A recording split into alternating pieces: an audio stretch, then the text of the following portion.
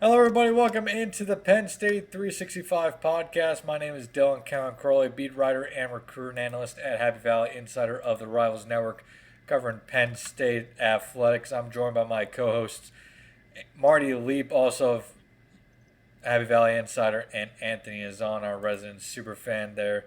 Um, Gentlemen, how are we doing today? It's been a couple days since we last talked, but week two of the college football season is quickly approaching here. So, Yeah, doing well. I'm excited for week two. There's some really good matchups this weekend. Obviously Penn State, if all goes according to plan, is not one of those. yeah. But yeah, that's a really fun slate this weekend. A lot of exciting games in every time slot. So it should be just another awesome weekend of football. Can't wait for that. And yeah, hey, this is the best time of year, man. Football season, the fall weather, even though it's like 148 degrees in Western PA the last couple of days, and my wife jokes that she married the most basic white woman alive because I'm a pumpkin spiced everything. So yeah, this time of year it makes me happy. It warms the soul. Yeah, man. College football is back in full swing. Like you said, a lot of really good matchups this weekend. Obviously, Alabama, Texas is the one that everyone has Yep. circled. One that I'm looking at specifically is Ole Miss, Tulane. I think that's a Yep. really underrated matchup. Two top 25 teams. And this could be a real big statement win for Tulane if they want to get back to the New Year's Six or more. So, yeah, this could be a really fun game as well that I'm going to be tuning in for. Absolutely. On the Penn State side of things, the Nittany Lions still ranked number 7 in the country in the latest AP and USA Today polls are taking on FCS opponent Delaware. Not the most exciting matchups for week two, but after a hard fought week one victory over West Virginia, the Nittany Lions certainly will take the what should be an easier opponent in the Blue Hands, of course. If you ask Penn State, they're going to say they're preparing like any other game. I'm sure they are, but on paper, this is a game that Penn State should absolutely dominate from start to finish. The results should never be in question. And this is more of a game where we see how the Nittany Lions' depth has progressed since last year, how some key younger players are stepping up in their development, and that's what I would say is the most exciting parts about these type of games, FBS versus FCS games, especially when you're a program like Penn State, who is ranked in this inside the top 10, who should take care of your FCS opponents rather easily. Um, I mean, not going to be a very in-depth preview here today. We're just going to kind of talk about what uh, Delaware brings to the table, some key things we'll be watching this week, some players depth-wise that we're going to be paying close attention to, and then give our predictions for Penn State versus Delaware and across the Big Ten as always. So I guess first off, guys, with Delaware, this is a team that is 1-0 on the season after defeating Stony Brook last week 37-13. Their head coach is Ryan Carty in his second season with the Blue Hens after being an assistant at New Hampshire and Sam Houston State over his career. He was hired to take over the program following the firing of Danny Rocco, which is notable because Rocco was a assistant on Penn State staff last year, an analyst, I should say, on Penn State staff last year before taking a job with the VMI Cadets to be their head coach. Blue Hens last season 8-5, 4-4 in CAA play. They did beat their only FBS opponent last year in Navy 14-7.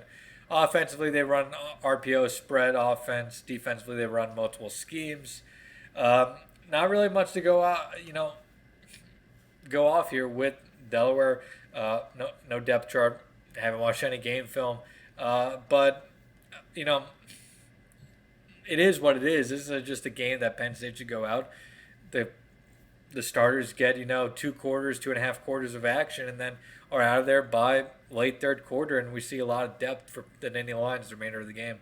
Marty, just start with you. Just what are you looking for in this game in general? You just want to see It's almost like a preseason game for an NFL team. You just want to see it be clean and get out of it with injuries almost. It's that's your main thing. You don't want to see anybody get hurt against Delaware. Obviously, this is no knock against Delaware. But when you're a Penn State, when you're a Power Five conference with legitimate, or Power Five team, excuse me, with legitimate national championship aspirations, and after what we saw from Drew week one, it's safe to say if you weren't already sold on Penn State's ability to win a national championship, you should be, because they've got the Sure. quarterback. Um, he just want to get out of this thing healthy. Let Drew maybe have a one or two highlight reel kind of throws. Um, if anything, if you're going to be nitpicky, maybe see the running game get going a little bit more than it did against WVU. But even though they didn't necessarily have the yardage total, Katron Allen, Nick Singleton both still averaged over 5 yards per carry. So, as a fan, I think what you're most excited to see is going to see these young guys, guys who are going to be part of the future. Personally, I'm excited to see Vega Ione get a lot of run in this game, hopefully, and Sure. watch him maul people. Caden Saunders, I'm excited to see what he can do receiver in the extended look. These young defensive backs, King Mack, Elliott Washington, Zion Tracy. Other than that, and then the kicking game goes up being said. Yep. Every week you're going to want to see the kicking game do their thing, but yeah, you're playing Delaware. Just make your kicks, don't get anybody hurt, and get ready to go to Champaign. Yeah, and there is no spread out for this game yet. There may be a spread come Saturday morning or late Friday night. I expect that spread to be somewhere in the range of Penn State minus, 38 to 45 points. Will Penn State cover that many points? FCS games are so hard to always, gauge betting wise or score wise, just because of the different factors that are going to play into it. When will the first string come out? When will the second string come in? How will the second string guys perform, and the further down the chart guys? But either way, it's definitely one of those games where Penn State, like we said, should just show up, stay healthy, and get out there with a victory. Anthony, what are you looking for on Saturday? Yeah, I think Marty did a really good job of summing it up. You're really just looking for them to come in, take care of the ball first and foremost. You don't want to turn the ball over too much against any team, but play a clean game. Maybe get that run game going, like you said. Let Drew have his moments. I'd like to see them utilize the tight ends a little bit more, just Sure. because obviously the receivers played a big role in last week's win. The tight ends didn't really, besides blocking, they did a really good job blocking. Yeah, But only you one want to see target. them get going as well. Yeah, I think they had two targets. Two Warren targets. had a catch, and Theo was the one where that tipped ball at the line was almost an Right. interception. Right. That was a throw to Theo. So Right. two. So two. But regardless, two in the whole game for that tight end room is not a lot. So I think this would be a great game to get them going again, because they're too important to not be a part of this receiving attack, regardless of how Drew is. And then defensively, again, just maybe some of those little things that we saw last week. Maybe with the run game, clean up some of those setting the edge. Those run assignments. You'd like to see that interior of the D line get a little bit of a push this week Yep. against a Delaware offensive line that they should be able to handle. So just some of those little things that can help them moving forward. But yeah, I'm really excited to see some of the young guys. Obviously, Bo Perbula is a guy that should be in there by the middle of the third quarter at the latest. Get him a few drives in this game. You obviously want your backup quarterback to always be ready just in case. But other than that, yeah, just get all the young guys in there and help get them some experience moving forward. Sure, and we Real go quick, ahead. sorry, Dylan. Yeah, no. The build on something Anthony said. You said about the defensive line getting pushed, especially interior in this game. That's. I remember the circle back to 2021 real quick. After that Villanova game, it was easy to kind of sweep some of that stuff under the rug. But then a couple weeks later, you're like, all right, that game kind of should have been a red flag to where that team was in the trenches compared to where we thought they were. And by no means am I saying I think that's going to happen with this team. I think this team is tremendous in the trenches, Sure. especially defensively. But yeah, you don't want to repeat of that Villanova game 2 years ago. We're going here, we're like, hey, let's get a push on the line. Let's get this offensive line going, and they didn't. Where this year we're going in with the defensive tackles. Hey, let's get that push. Let's cause some chaos. Let's get going defensively.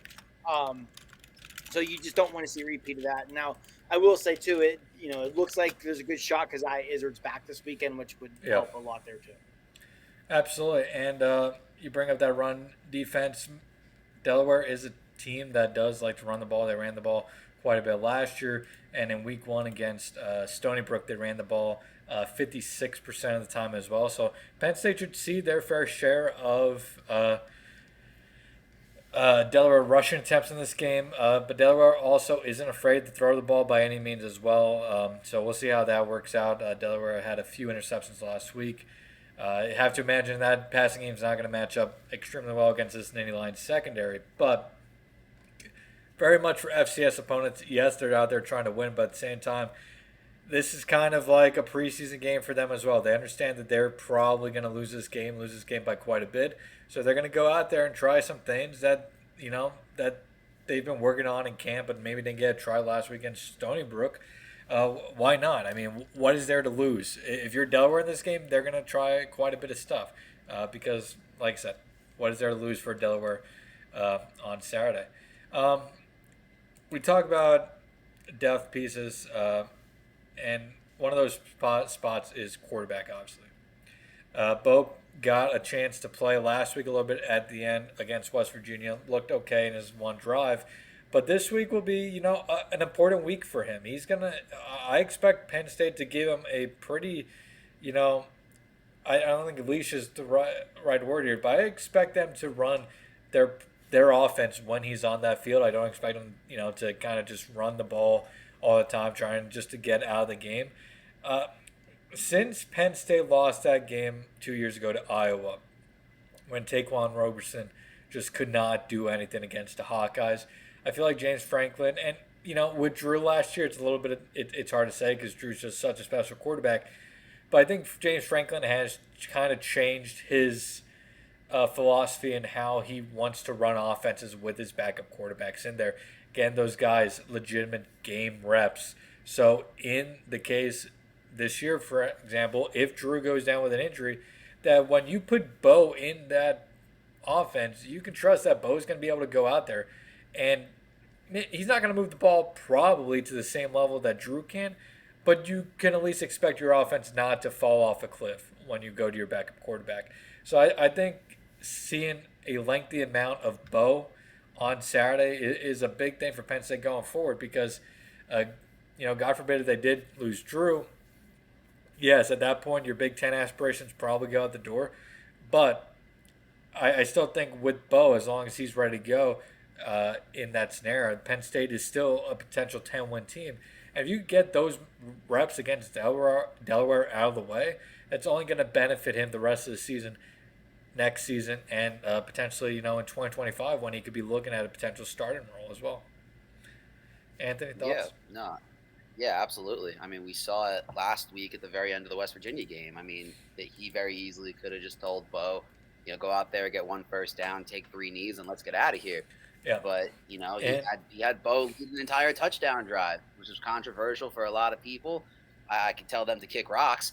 But at the same time, you got Bo a nice little drive there, and he did really well with it. So, I expect him to do the same against Delaware this week. And James said on Tuesday when asked about Neil Brown's comments on Saturday night following Bo Populo's touchdown in the final minute, he said, "For me, I believe that my responsibility in those type of situations is to get my twos in the game. But I think once those twos get in the game, then they deserve the right and the chance to play and compete."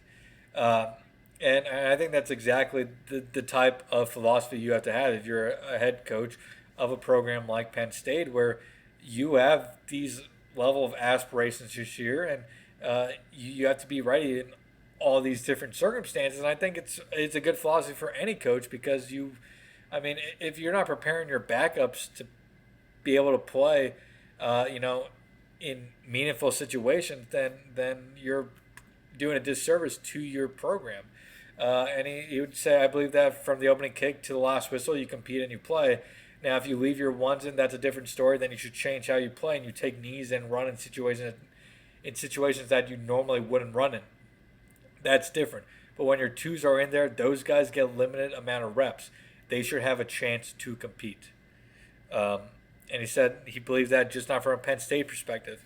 If it was a team going up against Penn State and they were doing a similar philosophy, he would have no problem with that. And I think that's obviously the best philosophy to have if you're a head coach. Like I said, if not, you're doing a disservice to your program. Marty, any thoughts on just getting Bo some meaningful time on Tuesday? I mean Saturday. I mean, if you're Penn State, I think ideally you want to get him a quarter of playing time, whether maybe not a full quarter, but back half of the third quarter, early fourth quarter. And I'm not sure how much they really have interest in playing Jackson Smoke against Delaware. Maybe you give him a drive, but I think it should be Bo Beulah for most of that second half on Friday.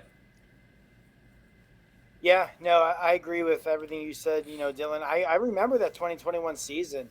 At the time, this is before either one of us were with Happy Valley Insider, and were still together at Black Sheep Diaries. And I remember you constantly saying in our group chat, like, hey, going into this before the Iowa game, Taquan Roberson needs to be getting more of these game reps. Against you and I sat together in the stands against Indiana in that fourth quarter. You sitting there hammering that drum to get Roberson more game reps because he didn't have them, and it came back to bite them. And to the credit of the coaching staff, they seem like they've learned from that. I mean, you look at last year, not just Drew, Christian Bayou was constantly getting reps too. Yeah. Which is why I think we could see Jackson Smolik get some run on Saturday as well. But not even just that. And I understand this may not necessarily apply to Bo Beulah because just where he's from, who he is, that sort of thing. But in the transfer portal era, if you have a backup quarterback who was a legitimate top 300 4-star kind of guy who could probably start right now for a decent amount of Power 5 programs already, got to keep him happy. Yeah. You've got to keep him happy. And I think it's not, again, with Bo, it's probably not as big a deal because the kid, has loved Penn State his entire life. He grew up going to games, and there's pictures of him on Halloween dressed as Penn State players and that sort of stuff. But still, you got to keep your backup quarterback happy in the transfer portal era, especially when the backup quarterback is as talented as Bo Beulah. So that's a factor as well. I 100% agree. I guess moving off of Bo, and we'll go over James Franklin's practice notes after I guess we talk about the Delaware game in itself. I mean, we kind of talked about what to expect already for if you're a Penn State fan. Again, you should expect Penn State, I think offensively, it's going to be pretty plain, but against a team like Delaware, when you're Penn State, the type of athletes you have, the type of players you have in general, going with a vanilla offense should be good enough to score 40 points or so in this game. And Delaware is a respectable program, but it just that type of game where Penn State should dominate from start to finish. And if they don't, it's like I think Marty pointed out with that Villanova game a couple years ago. If Penn State doesn't dominate all facets in every spot, it creates even more questions going forward because of the type of opponent you're facing. It's just the skill level, the talent level is just ginormous here. It's huge. We talked about Bo getting reps. Who are some other guys that you guys are interested in watching closely on Saturday from a depth perspective here? I mean, I think as a whole, the wide receiver unit is going to be something to watch. James Franklin keeps reiterating that it is Keandre Lambert-Smith and Harrison Wallace III right now as the top two, and that third spot is still up for grabs, whether it's Liam Clifford, Malik McClain, Amari Evans. So, I mean, Amari Evans will be interesting. Didn't play last week. He did practice Wednesday. Franklin wouldn't commit to him playing on Saturday or not yet. But if Evans plays, I'd be interested in seeing him again, a run with the ones, but also deeper into the game with the twos to see how he performs. Caden Saunders did not play a lot last year. He was not physically ready to play college football as a freshman. We saw him last week a little bit. I think it'd be interesting to see him. Malik McClain, I'm sure we'll see quite a bit of. But then also, Dante Cephas and Christian Driver are two guys that I'd be really interested in watching. Tyler Johnson, if available, as well. Any thoughts on the wide receiver unit? And then I guess, Anthony, we'll go to you first. Any thoughts on the wide receiver unit? And then just a couple other guys offensively that you'll be wanting to potentially see quite a bit of Saturday. Yeah, offensively, the big one that was pointed out to me in my head was Dante Cephas. You mentioned him. That's a guy that I think we saw him make a nice catch last week, and then we saw him, drop a touchdown in the end zone. So a little bit of a mixed bag for him in week one.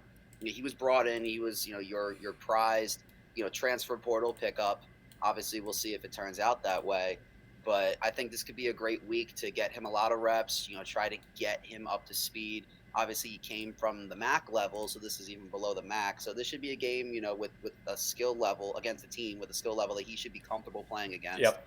So this could be a great week to try to get him some confidence, get him going a little bit, see if you can build a little bit of momentum. Yeah, Other than that, just to keep note, going. just to note, Cephas had 9 snaps last week in his performance against West Virginia.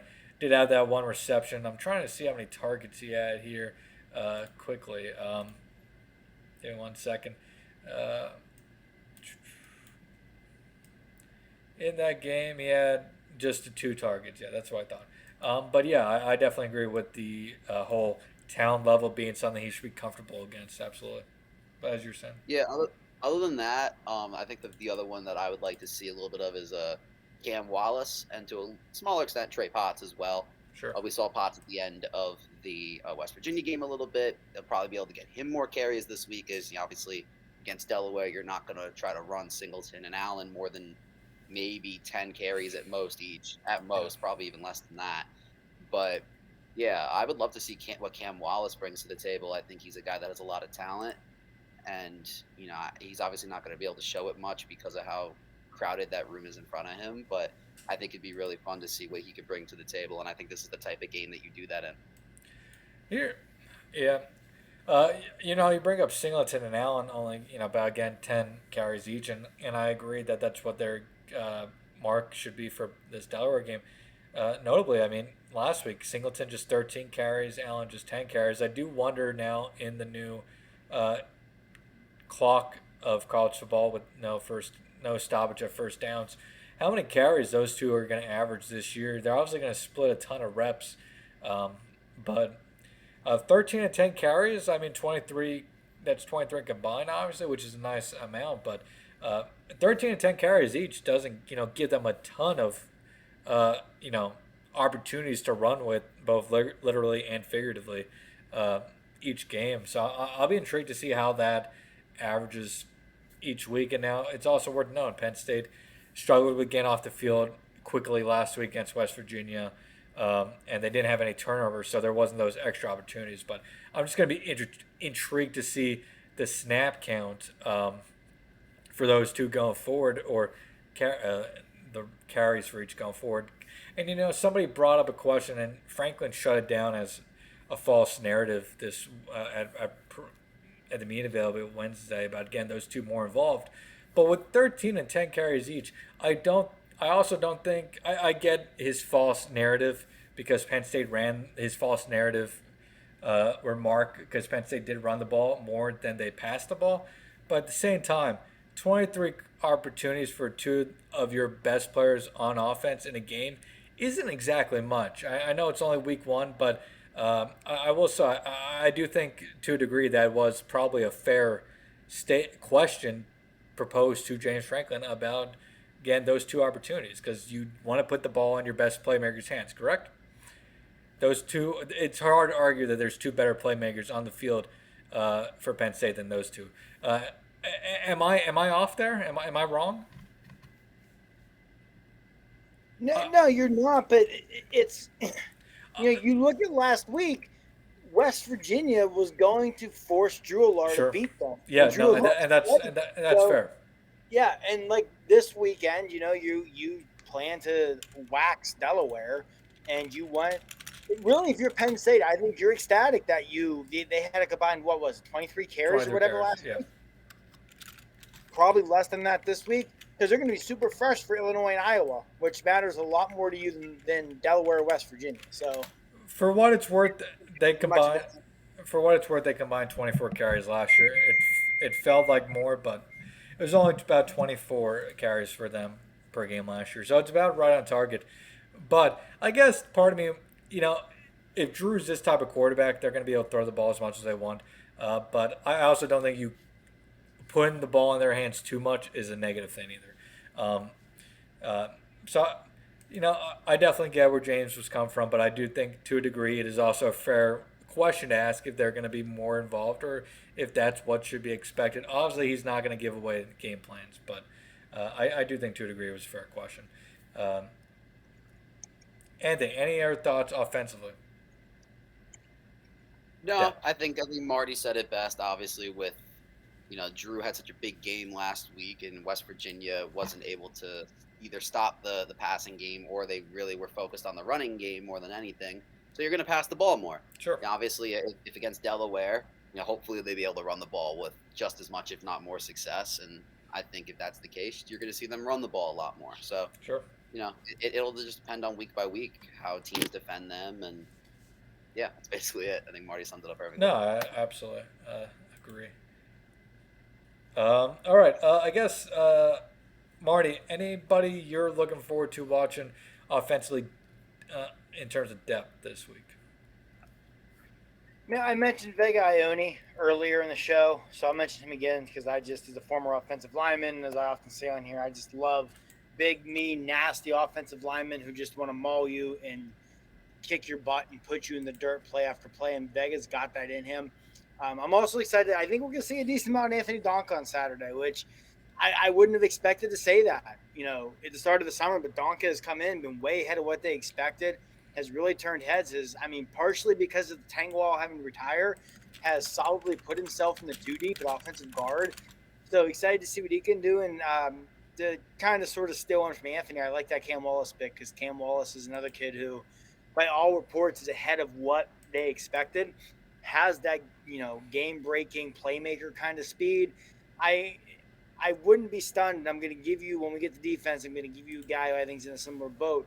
I wouldn't be stunned if this weekend we see Wallace maybe have a play or two, a long run where, you just kind of stash that away in your back pocket and keep that in the back of your mind for a year or two down the road of knowing, hey, we've got another good one coming here, running back.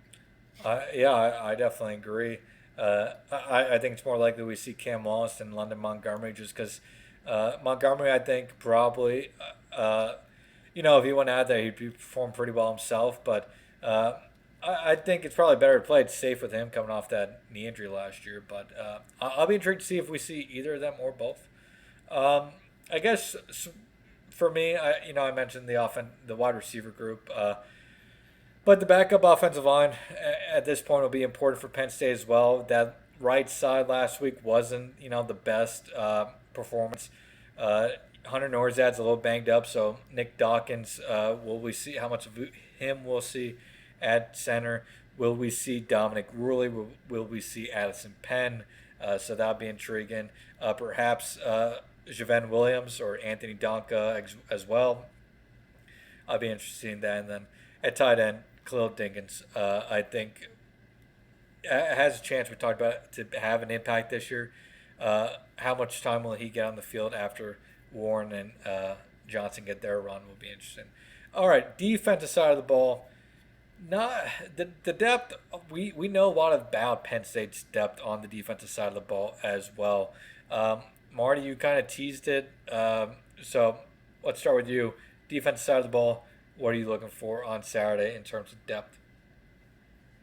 One guy I really want to see, who honestly I was a little bit surprised to see him get in at the end of the game against West Virginia, is Jamil Lyons. Yeah. He's another one who has just, Manny Diaz sung his praise up and down in fall camp. Yeah. While he's a bit of a project, I think Lyons is going to be a tremendous defensive end down the road. Sure. And, I mentioned Cam Wallace. I wouldn't be surprised to see him rip off a 30, 40-yard run in this game where 2-3 years down the road, people are pulling out of their memory bank when he's making plays. I could see this being a game where Jamil Lyons against an inferior offensive line, flashes, maybe gets a sack, a tackle for a loss in the backfield, whatever it might be, where you're just sitting there going like, all right, hey, in a year or two, we're going to see a lot of that highlight when he's starting to break through in the rotation at defensive end. So Jamil Lyons is a guy I'm excited to see. And I mentioned them earlier, but these young defensive backs, King Mack, Elliott Washington, Zion Tracy, the three who are green lighted. Little bit different scenario, obviously, but I thought KJ Winston just flew all over the field last Saturday. Yeah. Sometimes he was a little over anxious and over aggressive and hurt himself, but excited to see what he does as well. And Tony Rojas, I think Tony Rojas is going to be that next great linebacker at Penn State. So expecting to see a lot of Rojas on Saturday as well, and excited to see what he can do. Yeah, those are all great ones. I guess I'll just give two here quickly that I'm excited to see more of this week, and then I'll hand it off to Anthony. One, maybe cheating because he's kind of in that defense tackle group we've talked about all offseason. But I'd like to see what Jordan Vandenberg can do with more snaps this week. Penn State's depth at DT obviously is going to be something that's really important as the season goes on. He's been somebody that's talked about as a guy who's improved a ton this offseason. So it'll be interesting to see if he can start showing those improvements on the field a little bit more. He had 24 snaps last week against West Virginia and was solid in that. But perhaps here against Delaware, he will get a little bit more of a run on the field. And then I think you mentioned Tony Rojas. I think for me, Keon Wiley is another one that I'll be intrigued to see at linebacker as well. A guy we haven't seen a ton of so far in his Penn State career. And in a already dangerous linebacker room, if he can continue his development on the right track, that would just be another weapon defensively for Penn State. Anthony, who are some players defensively you're going to watch closely for Saturday? Yeah, Marty stole my top guy. It was a Jameel Lyons for me as well.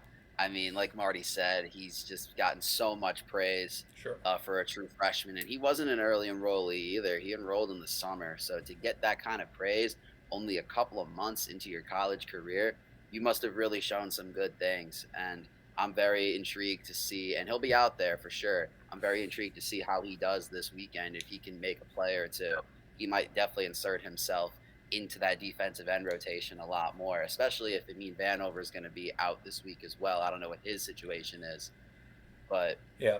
the other guys that I'm looking at in the safety room, actually, King Mack is definitely one. Talk about him a little bit, but I want to see guys like Mekhi Flowers and Dakari Nelson. Sure. Two guys that have a lot of potential. Flowers is in his second year in the program. Dakari Nelson, a true freshman. I think those guys can also have a bright future. That safety room is so deep, so they're not going to see a ton of time this year, but I think they can get into a game like this and they can make a couple of plays. So I'd love to see those two guys get some action this week as well. Sure, and I think this is also, and now it's Delaware, so it's one of those things you can't take a ton away from. For the older guys, for the young guys, you could take a little bit more from. So for these two guys, they're older guys. They're technically depth pieces, but guys who've played their fair share of snaps. Tyler Ellison and Dominic DeLuca are two guys who need to have quality games against Delaware. Against West Virginia, they did have their fair share of struggles overall. So I think for those two, with some younger guys pushing them, I think it's going to take a lot for those younger guys to step up into those roles. But those two guys, I just think, need to have quality performances against Delaware.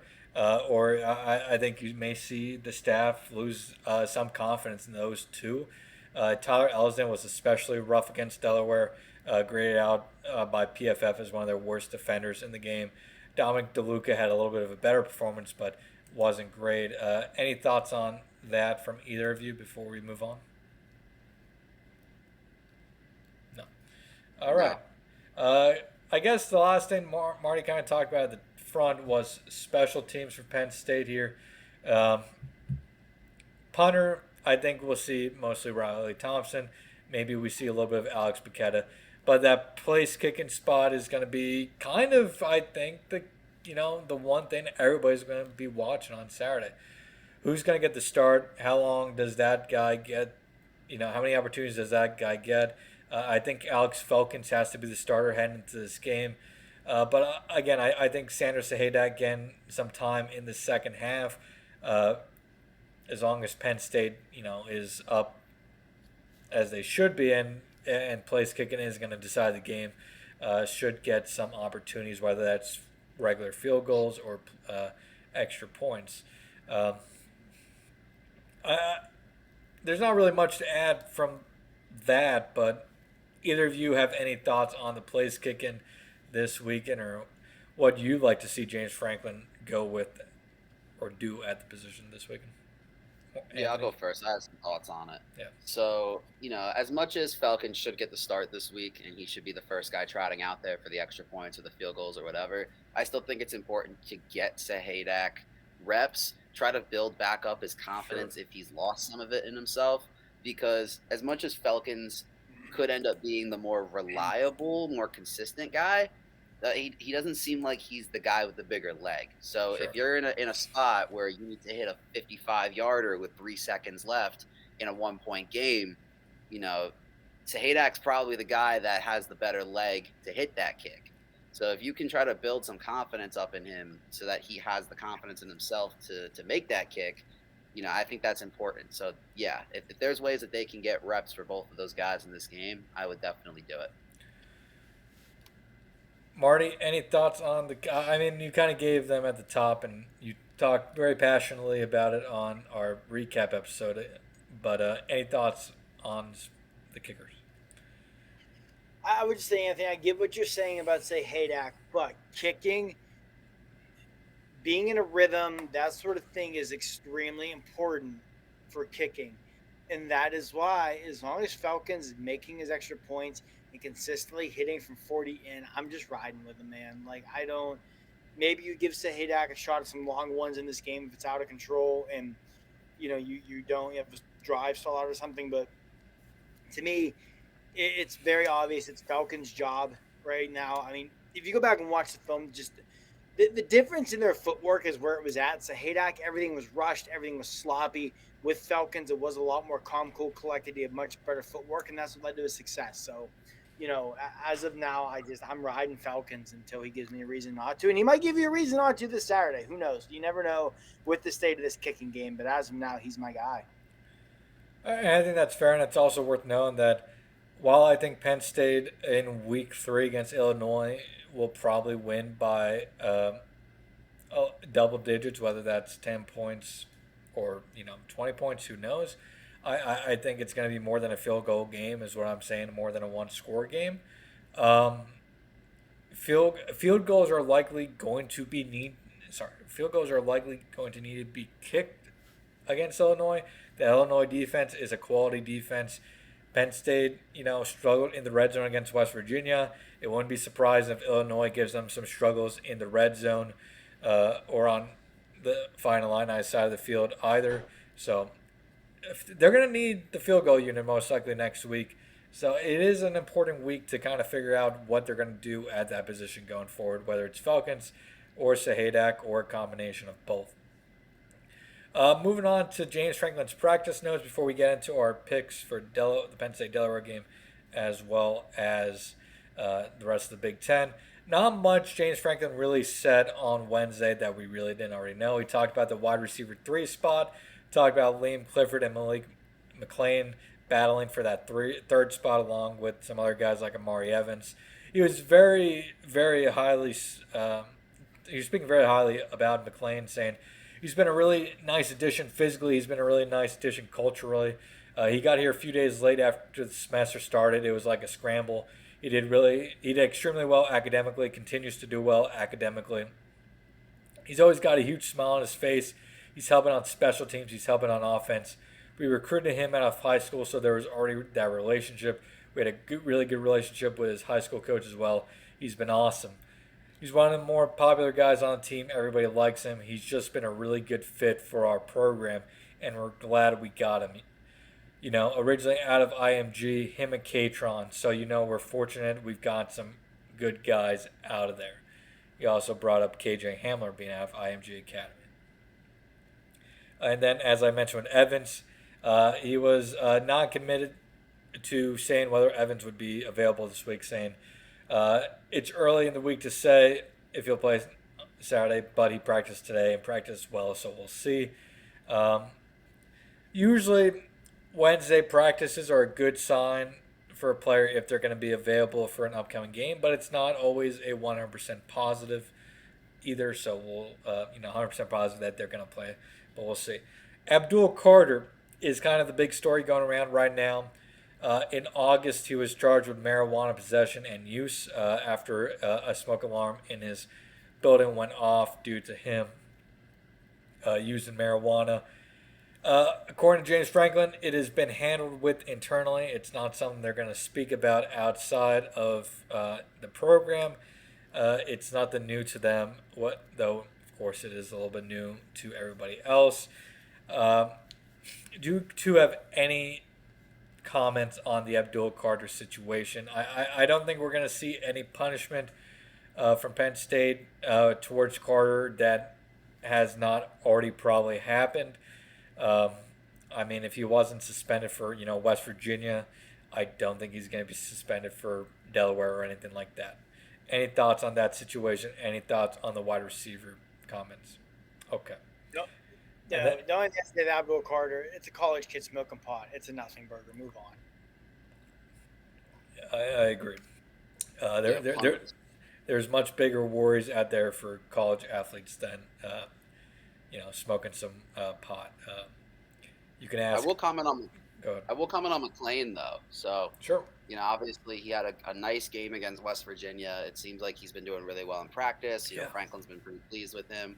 We talked about, we've talked about in the past how, there's two wide receivers that Penn State really likes. Yep. And the third guy will need to step up. And Yeah. it's early, so there's Sure. still time for this to be figured out. But it's starting to feel like Malik McLean is inching his way into that third wide receiver spot. Yeah. I think Clifford's done a great job. He's in that conversation. We'll see what happens with Amari Evans. And Dante Cephas is also lurking there as well. But it feels like Malik McLean has maybe the upper hand so far in that wide receiver 3 conversation. Yeah, and I mean, anybody who listens to the podcast, reads our stuff over at Happy Valley Insider, knows that I have been a big Malik McLean guy since he committed to Penn State, just because of his size, his speed, his physicality. He is the complete package at wide receiver. At Florida State, he didn't have the ability to put that all together or have that much time on the field. But at Penn State, he's going to have that opportunity to be on the field rather consistently and show it. And I think that's going to be huge for McLean in his development. He's also a really good run blocker. He blocked very well at Florida State. So I'm very intrigued by McLean's physical skill set and just what he can bring to the table overall. But yeah, I mean, I've been very vocal about what I think he could do for the Nittany Lions. Now, Marty has disappeared here for a little bit, and we'll see when he returns. There's really nothing else major from James Franklin's post-practice press conference. He did note that Venga Ione is somebody that perhaps could play center again in the future. Not a traditional center at 350 pounds, but has the skill set to do it. So that'll be something intriguing to watch for Penn State, perhaps this week as well. Dominic Rulli, another guy that's in our position to watch going forward as well for a walk-on. Pretty impressive.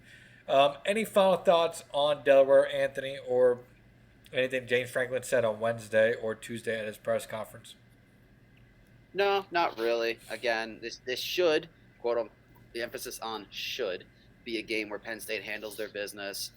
By the middle of the third quarter, the latest, you have your backups in the game, and hopefully you get some playing time for those guys that don't really get to play much, and everyone has fun. I just hope they have fun. That's it. I just hope everyone has fun. I mean, I think the biggest key on Saturday for Penn State is just staying healthy and going into Big Ten play and the rest of their schedule with a fully healthy squad. They've been rather healthy. James Franklin didn't say any of the injuries that they suffered that of the players that were out last week are season-ending injuries. So that's all good news for Penn State. Marty, any final thoughts on Delaware before we give our picks for Delaware and our picks for the Big Ten this week? No, it's like we said, come out, play a good game, play a clean game, get out without injuries, have some young guys flash, and you'll be very happy. All right. With no final thoughts on Delaware, let's just get into our predictions, short and sweet. I'm going to start off Penn State, 45, Delaware 10. I think there's a chance Penn State, get more than 45, but I think they get into a comfortable spot in the second half and put in the backups, and it's a little bit of a quieter second half, but Penn State cruises to victory. Anthony, what's your prediction? I have Penn State 41, Delaware 6. I'm kind of in a similar boat. I don't think they quite get to 50 or 60 points or anything like that. I think eventually, they're going to call off the dogs and the second team offense will come in and it's going to slow down a little bit. So give me 41-6 as the final score. Sure. And then, Marty, what is your final score prediction? I do think Penn State gets in the 50s. Combination of Delaware, just being overmatched, and this, still first time starting quarterback, so you're probably going to look to push things a little bit more on offense early in this game than you would otherwise. So I'll say 56-7. I think they probably get 5 or 6 scores with the starters, and then even once those backups go in there, I think they're very capable of putting some points on the board if they wanted to. And you see a lot of times too when you have an upper echelon Power 5 team against even like MAC teams, let alone an FCS team, there's a huge difference in talent on special teams. This is the kind of game where you see a special teams touchdown potential as well. So give me 56-7. All right. Well, let's get into our Big Ten picks for the week. We're only going to do the games that have a spread currently, and that leaves us with a little bit of a smaller group. Not all the games, but still a nice chunk of games here. We'll just go over. We'll just say the matchup, the spread, and we'll give our picks. Starting off on Friday night, we have Illinois at Kansas. Kansas a 3-point favorite at home. This is a tough one, but this is a really tough one. I'm gonna go last on this one.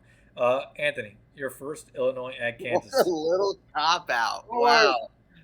Wow. All right. This is a really tough one, though. Fine. Give me Illinois to win. Illinois to win outright. Illinois. No.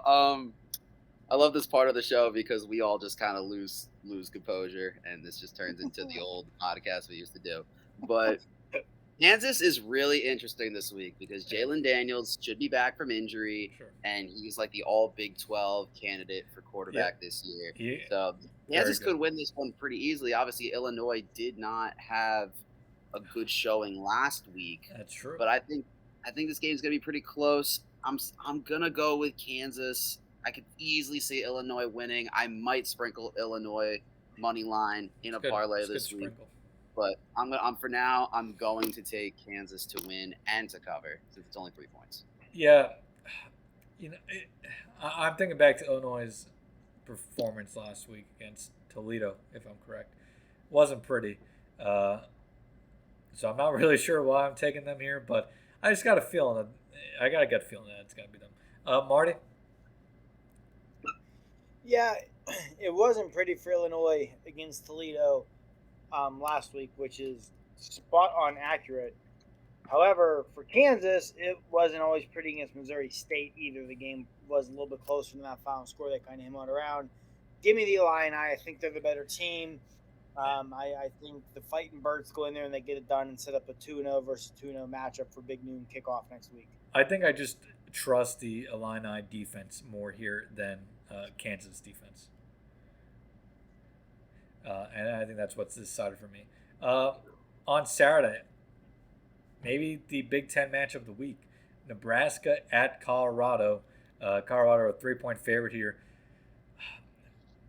Based off what we saw of these two programs last week, I don't know why you wouldn't want to go Colorado here. It feels like one of those, trap games from a bettor's perspective because Vegas obviously, thinks very much differently than a lot of people. I'm sure people are hammering this Colorado spread right now, but there's a reason that Vegas has it at only only Colorado favored by 3. I'm trying to figure that out. Is it because the Nebraska defense against Minnesota last week? But I just Nebraska offense obviously was terrible against Minnesota, but how good can Colorado's defense be against this terrible Nebraska offense? That's the big question. Either way, I think Primetime and his team are going to show up on Saturday and deliver a second straight win to start the season. Give me Colorado to win and cover that 3-point spread. I'm personally just surprised you didn't try to cop out of this one too. But no, this is another tough one, man. Like, there's some really good matchups this week, dude. But I just don't trust Nebraska's offense. They were so bad last week. Jeff Sims is pretty bad. Yeah, it's just I know Colorado's defense is also really bad, so it's honestly the matchup of the week, in my opinion, is Nebraska's terrible offense versus Colorado's Let me terrible look up the defense. over while you guys give your answer. Yeah, this game's either going to be a really close, low-scoring game because Nebraska's defense keeps them in it, or Colorado just runs away with it. So give me Colorado to win and to cover in this one. Over under 6 is 59.5 points right now. I'd be very intrigued to take that over. Yeah, I think Colorado overs are going to become a principal bet this year between this offense and this defense. I think this offense, if healthy, can score a lot of points, and the defense, I don't think, can stop anybody. I will say, last week, TCU was running the ball with a lot of success, and Kendall Briles tends to go through phases in games where he forgets he has a running back. That's always been a problem of his. Nebraska is going to run the football and run it some more because Jeff Sims can't throw the ball. So he can run the ball pretty well, though. Yeah, exactly. It wouldn't shock me to see Nebraska win this for that reason. And I could see with Colorado and just, emotional letdown and a lot of things. That said, I think the Buffaloes win it, but because of the running game against this rushing defense and the chance of an emotional letdown here, I won't be shocked if Nebraska wins, but give me the Buffs. I am seeing this spread now down as low as Colorado -2.5. So the public is betting Nebraska quite a bit here. All right, our next game on the list, and we'll go through these quickly. Purdue at Virginia Tech. Virginia Tech, a 3-point favorite here at home. This is a tough one. I'm not sure I trust Virginia Tech's offense to put up enough points because that Purdue offense is pretty explosive, but that Purdue defense was quite disappointing last week. Now, they did face one of the better group of 5 offenses. I like Brent Pry, so give me Virginia Tech here to win this one. And I'll say they covered that 3 points. I'm going to go the opposite way here. Purdue to cover, but Virginia Tech to win. Yeah, I'm going to go the opposite way here. Give me the Boilermakers. Sure. Like I said, I just don't trust this Virginia Tech offense yet. They did well against Old Dominion, kind of avenge that loss from last year. But give me the Boilermakers to bounce back this week and to win outright. Sure. Marty. Give me the Hokies. I think this is an important year for Brent Pry because last year was such a disaster in year one. I like Pry a lot as a coach. And I think Purdue, you put Northwestern on their own pedestal because they're going to be so bad this year, and probably Indiana as well. But those two aside, Purdue's going to be right there, in my opinion, for worst team in the Big Ten this year. I don't think this is a good football team. Give me the Hokies. All right, UNLV at Michigan State. At Michigan. Michigan a 36.5-point favorite here. Michigan had a similar line last week against East Carolina. Did not cover, but I do think they cover this week. Maybe not by much, but give me Michigan to cover and, of course, win outright. Anthony. Yeah, these are some of the worst lines to try to, determine. Yeah.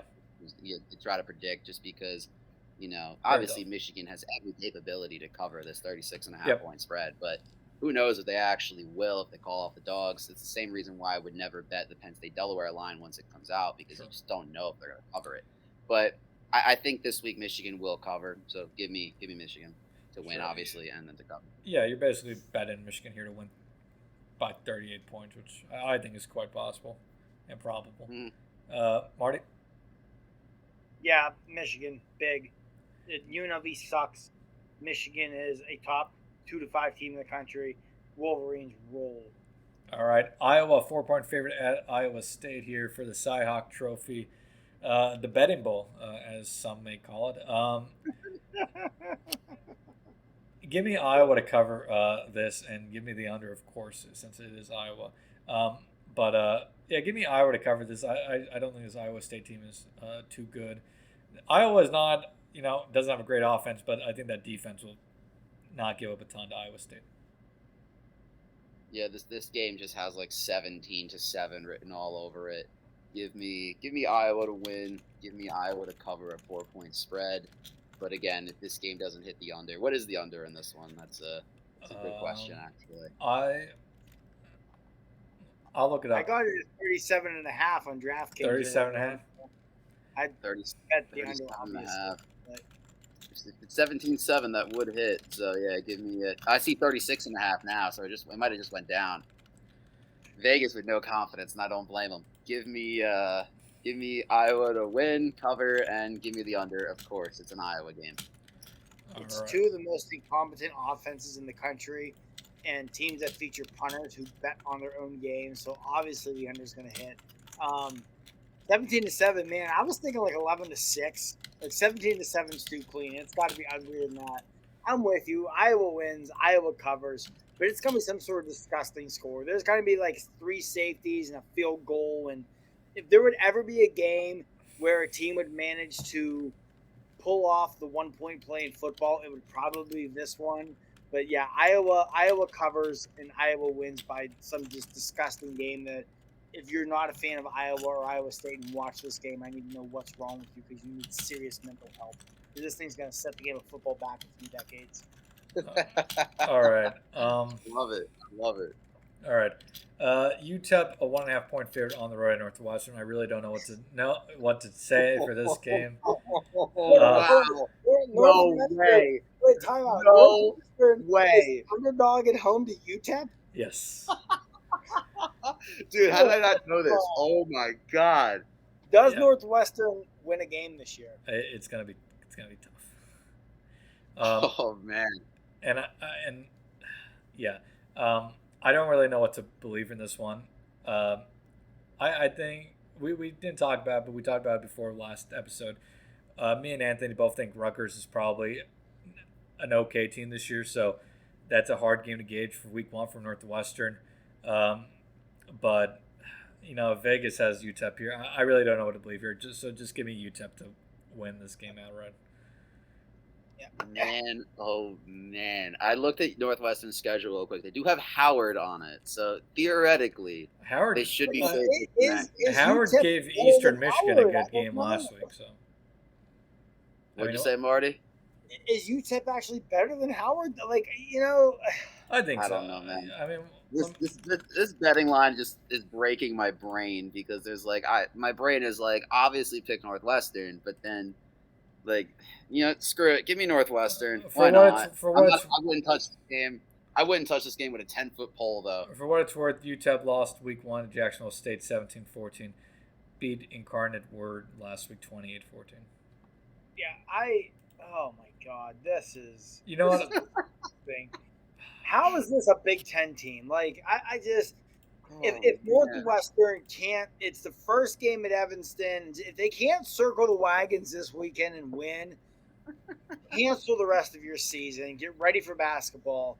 But I give me Northwestern. They can't possibly lose at home against UTEP. I understand that their roster was not good before everything happened with the coaching staff, but you're a Big Ten team playing UTEP at home. You can't possibly lose that. Like, this isn't even a good G5 or an average. This is one of the worst G5 programs. They can't lose to UTEP at home. They just can't. Give me Northwestern. Here's a question. Anthony, does Penn State have a higher spread against Delaware or against Northwestern? Oh, Or is it the same? that is a question. I'm gonna say. I think it would be higher against Delaware. Yeah, I'm gonna say but Delaware. I will say the quit factor is higher for Northwestern. So I wouldn't be stunned to see them beat Northwestern by more points than they beat Delaware by. And Anthony, I missed your official prediction. What was your pick? I'm with Marty. Give me Northwestern just because it breaks my brain to go the other way. Sure. So. All right. Like, I would legitimately feel bad for the players who are still there if they lose this game. Like, everything that has unfolded is not their fault. I will honestly feel bad for them if they lose at home. I mean, and probably should get this wrapped up here in the next couple of minutes. You know, Northwestern was already a bad program heading into the season, but the whole scandal there this offseason truly destroyed what that program had left, and I feel bad for everybody who's still with that program, who's innocent from that whole thing. That is not going to be fun. for the next. If I don't know, it may sound dramatic, but I don't know if the program will ever recover. Which was there really to recover from? But that's a different discussion. Next up, Wisconsin going on the road to future Group of Five program Washington State. Wisconsin a 6-point favorite after losing to Washington State at home last year. Give me Washington State to cover, but Wisconsin to win. To win. This one is so tempting. This is so tempting because Washington State is such an interesting team. I think Cameron Ward is such an interesting quarterback. You know what? Screw it. Wisconsin probably will win this game, but I'm gonna take Washington State in the upset here. Give me Washington State to pull it off. They're at home. They're probably pissed off right now with everything going on with the Pac-12. They're gonna want to make a statement. Give me the Cougars to pull off the big upset. I'm with you. All Wisconsin did not impress me against Buffalo on the Palouse. Give me the Cougars. You don't just waltz into Pullman, Washington, and walk out with a victory. Give me Washington State. All right, so that's our third lock, agreement, unison, whatever you want to call it here, with also picking Michigan and Iowa both outright. Maryland versus Charlotte. Maryland 24.5-point favorite here. Give me the Terrapins. Terrapins usually do good in these type of games. I'm sure they'll be able to cover this 24.5-point spread. Give me Maryland. Yeah, definitely taking Maryland to win. Interested in what Charlotte is this year. I don't think they're a bad team by any stretch. I wouldn't be shocked if they covered, but give me Maryland to win and cover. Hey, Biff Poggi returning kind of home to Maryland here. Yeah, he was the St. Francis head coach, right? Yep. Poggi. Very interesting. Yeah, Very interesting. Before I say something about Biff Poggi, it's going to get all of us in trouble. I think Charlotte covers. This just has. I think Charlotte covers. That's a big number with Maryland. I think the Terps win. I think the Terps win comfortably. But I think Charlotte covers. I got to see this being something like 35-17, 38-21. Somewhere in that ballpark where it's never in doubt, but Charlotte's able to cover it. All right, and finally, Eastern Michigan and Minnesota. Minnesota 20.5-point favorite. The Golden Gophers do really well in these situations. They did very well last year in these situations and throughout the entire PJ Fleck era, really. They should be able to cover 20.5 points on Eastern Michigan just because that defense for the Gophers is such a damn good defense. So give me Minnesota minus that 20.5. Yep, same boat. Minnesota wins. Minnesota covers. Yeah, same with me. All right. Gophers win. Gophers cover. PJ Fleck might be the most underrated coach in the country. All right. Well, with that, everybody, thanks for listening to another episode of the Penn State 365 podcast. My name is Don't Count Crowley. These are my co-hosts, Anthony Azan and Marty Lee. We'll be back at it to recap Penn State versus Delaware on Saturday afternoon or Sunday. And until next time, have a good one. Enjoy the weekend. Enjoy the first weekend of NFL football and week 2 of college football, of course, as well. Once again, we are all predicted Penn State to win and Penn State to win big. Not much really to watch in this one outside of Penn State's depth. Again, a really strong run in the second half if all goes well for the Nittany Lions. And until then, have a good one. Enjoy your week.